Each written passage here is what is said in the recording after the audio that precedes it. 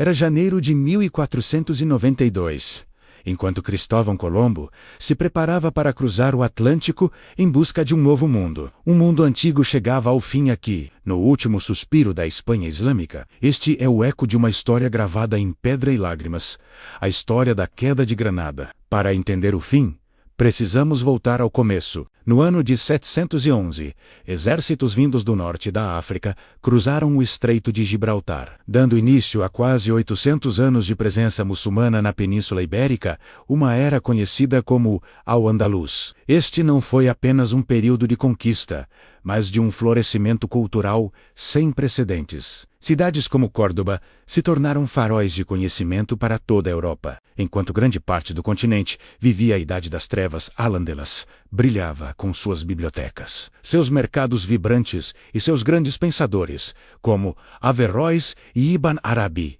que preservaram e expandiram o conhecimento clássico. A ciência, a matemática, a medicina e a filosofia prosperavam. Essa era de ouro, no entanto, não duraria para sempre. Ao longo dos séculos, os reinos cristãos do norte foram avançando, num movimento que ficou conhecido como a Reconquista. Um a um, os reinos muçulmanos foram caindo, até que restou apenas um último bastião, uma joia encravada entre as montanhas, o reino nasrida de Granada.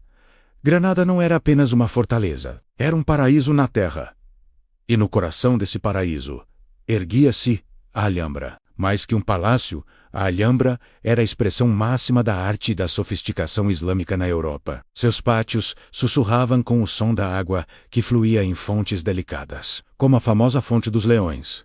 Suas paredes eram cobertas por arabescos complexos e caligrafias que repetiam incessantemente a frase: "Só Deus é vencedor".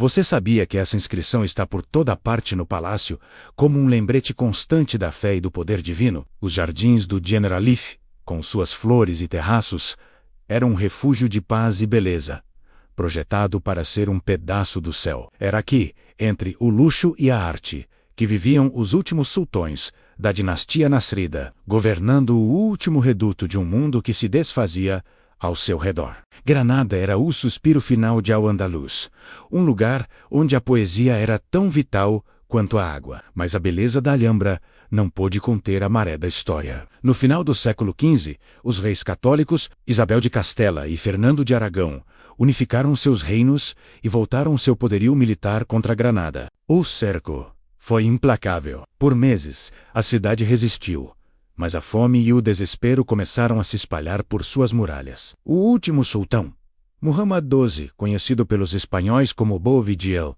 viu-se sem saída. Em 2 de janeiro de 1492, para evitar um massacre, ele tomou a decisão dolorosa de render a cidade. A cena é uma das mais icônicas da história espanhola.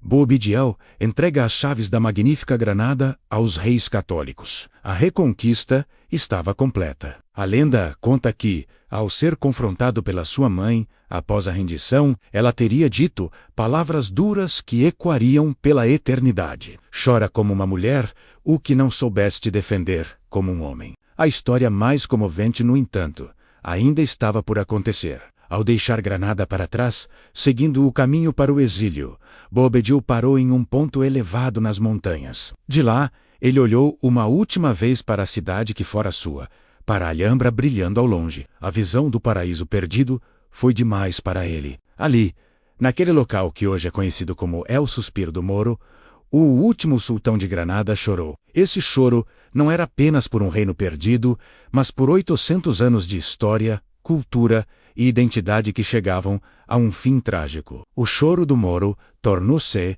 o símbolo do êxodo que se seguiu. Milhares de muçulmanos, agora chamados de mouriscos, foram forçados a escolher entre a conversão ao cristianismo, o exílio ou a morte. Muitos deixaram para trás suas casas, suas terras e suas vidas, formando caravanas tristes que se afastavam de Granada, levando consigo apenas a memória de um lar que não existia mais. O que você acha? A história do choro é uma lenda poética ou um fato histórico? Comente aqui embaixo. Apesar da expulsão e da supressão, o legado de Al-Andalus não desapareceu por completo.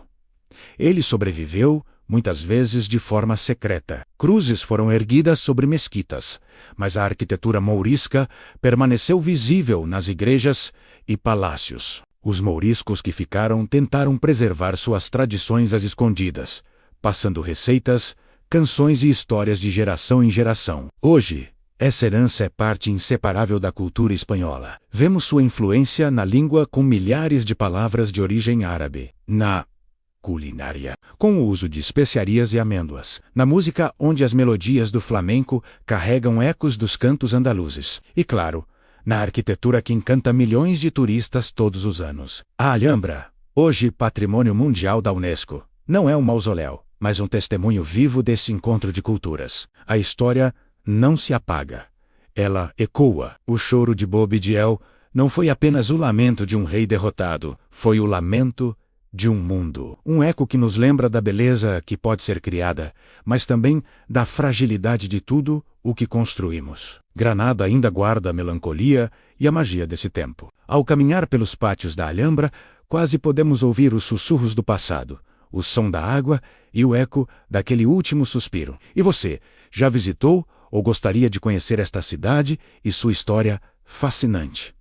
Deixe seu comentário. A história não se repete, mas ela rima. Se você gostou de viajar no tempo com a gente, não se esqueça de se inscrever no canal e ativar o sino para não perder nossas próximas histórias. Obrigado por assistir.